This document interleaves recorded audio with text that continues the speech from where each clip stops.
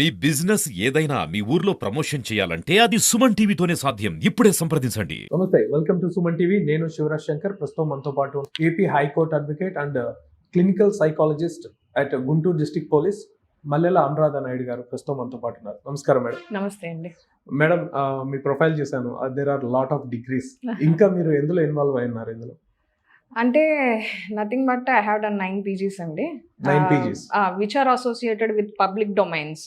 అంటే జర్నలిజం కావచ్చు, and as well as health care కావచ్చు, తర్వాత ఈ పర్టికులర్లీ MSW సోషల్ వర్క్ కావచ్చు, అండ్ MBA కావచ్చు, HR అండ్ అడ్మినిస్ట్రేషన్ కావచ్చు, అండ్ ఫినాన్స్ కావచ్చు, కామర్స్ కావచ్చు, అండ్ ఇట్లాంటి వాటిల్లో నేను పర్టికులర్లీ PGs చేసి ఉన్నా అండి. And right now Acharya Nagarjuna యూనివర్సిటీలో under professor Shivaram Krishna Ramineni sir అండర్లో నేను ప్రజెంట్ PhD చేస్తూ ఉన్నానండి హెల్త్ కేర్ మీద.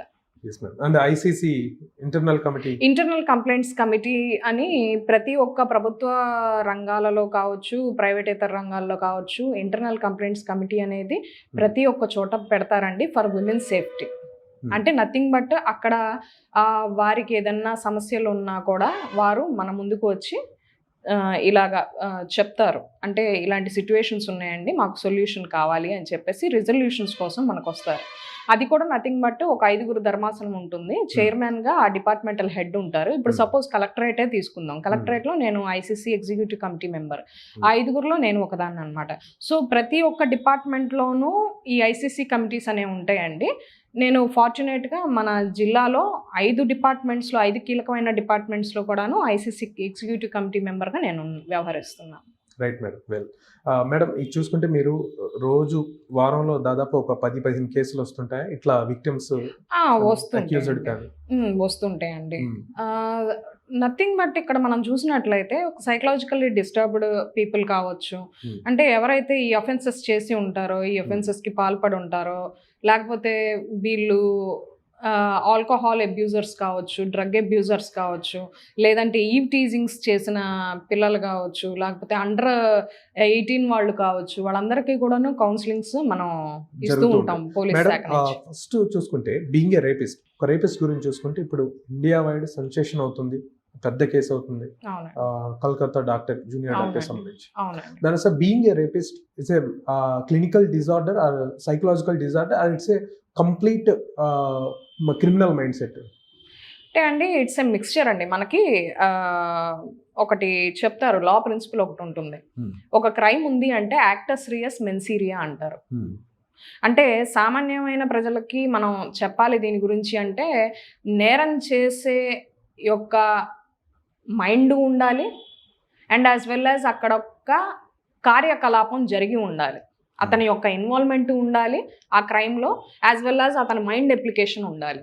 ఈ రెండు కలిగి ఉంటేనే దాన్ని యాక్టస్ రియస్ మెన్సీరియా అంటారు. ఇవి కూడాను చీఫ్ ఇంగ్రీడియంట్స్ అంటారు. ఒక క్రిమినల్ ఒక క్రైమ్ చేశారు అంటే దానికి ఈ 2 చీఫ్ ఇంగ్రీడియంట్స్ అనేవి చూస్తారు. క్రైమ్కి ఆ 2 అవసరం. మైండ్ సెట్, గిల్టీ మైండ్ ఉండాలి, యాజ్ వెల్ యాజ్ అతను అక్కడ ఆ యాక్ట్ చేసి ఉండాలి. ఇప్పుడు సపోజ్ ఫర్ రేప్ అనే తీసుకుందాం. ఆ రేప్ అనే ఇన్సిడెంట్లో అతనికి ఒక ఆర్గనైజ్డ్ ప్రీ ప్లాన్డ్ ప్లానింగ్ కావచ్చు, లేకపోతే కంపల్షన్ వల్ల, లేకపోతే వెంటనే ఇంపల్సివ్ ఇన్ నేచర్లో ఉండి అతను వెంటనే అక్కడ ఆ ఛాన్స్ దొరికింది కాబట్టి వెంటనే నేను చేసేయాలన్న ఆ థాట్తో వచ్చేసి థాట్ ఉంటుంది, as well as application. Nothing but అతని ఫిజికల్ ఇన్వాల్వ్మెంట్ ఉంటుంది కాబట్టి that is comes under actus reus and menseria, that is called crime. So ఇక్కడ మైండ్ అప్లికేషన్లో వచ్చేటప్పటికి సైకలాజికల్గా అతను ఏ డిజార్డర్తో ఉన్నారు, ఎందుకు అంటే మేడం ఇప్పుడు మనం చూసుకున్నట్లయితే ఒక 50, ఇప్పుడు మన సభ్య సమాజమే తీసుకుందామండి. నార్మల్గా 50 మంది కుర్రోళ్ళు ఉన్నారు, ఒక కాలేజే తీసుకుందాం.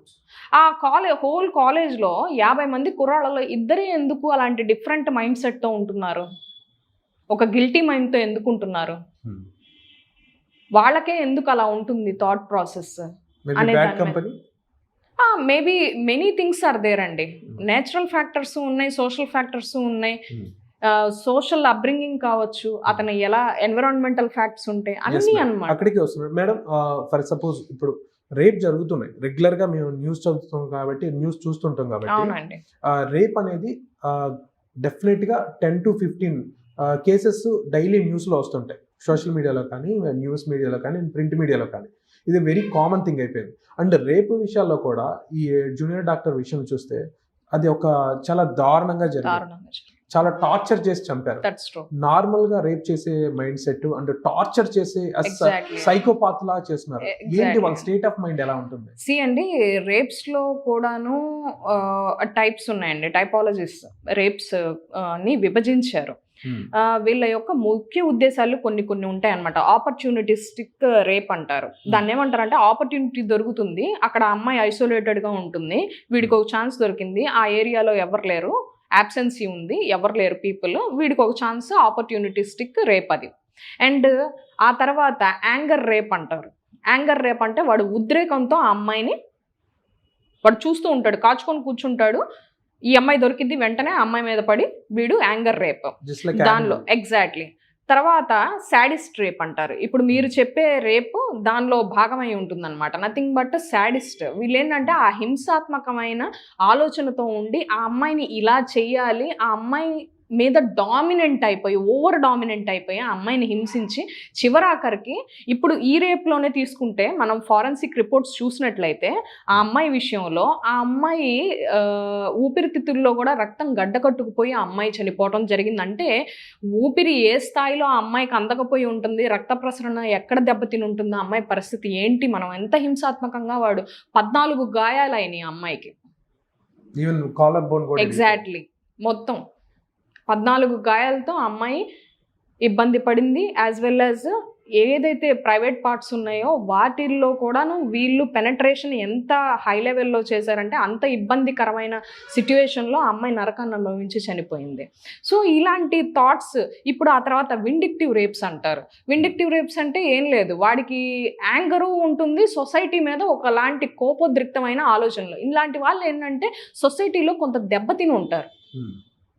మనం వాడి కేస్ హిస్టరీలోకి వెళ్తే గనక వాడికి పాస్ట్ లైఫ్ ఏదైతే ఎర్లీ లైఫ్ ఉందో, అది చైల్డ్హుడ్ కావచ్చు, అడాలసెంట్ కావచ్చు, లేకపోతే ఏదైనా what ever it may be, ఇప్పుడు రైట్ నో వాడు ఉంటున్న పరిస్థితులు, స్థితిగతులు కావచ్చు, సొసైటీ అనేది వీడు సొసైటీని ఒక ఈవిల్ లాగా చూస్తూ వస్తువుడు, లేకపోతే వాడి పట్ల సొసైటీయే కొంత ఈవిలిష్గా బిహేవ్ చేసి ఉండొచ్చు కొన్ని చోట్ల, చెప్పలేము. వాడికి అలా అనిపించేసింది, అదంతా కూడాను వీడికి ఇలా అనిపించడం. అంటే స్కూల్లో చిన్న డిస్క్రిమినేషన్ జరిగినా వాడు తట్టుకోలేడు. అంటే ఆ మైండ్ సెట్సే అలా ప్రిపేర్ అయ్యి ఉంటాయి. అంటే అది ఒక సైకిక్ గా, అంటే హత్యలు చేయడానికి, అంటే హత్యాచారం చేయడానికి కూడా అదే లీడ్ అవుతాయండి. Many factors are there. Social factors ఉంటాయి. అంటే సామాజిక పరంగా వాడికి కొన్ని ఇబ్బందులు కలిగి వాటినే దృష్టిలో పెట్టుకుంటాడు. ఇప్పుడు సపోజ్ నన్ను టీచర్ కొట్టాడు, టీచర్ల మీద పగ పెంచుకుంటాడు, ఒక సామూహికంగా అన్నమాట.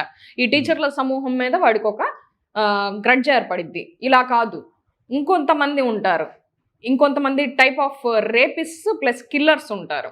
లైక్ ఏంటి, సీరియల్ కిల్లర్స్, సీరియల్ రేపిస్ట్లు అంటారు వాళ్ళని.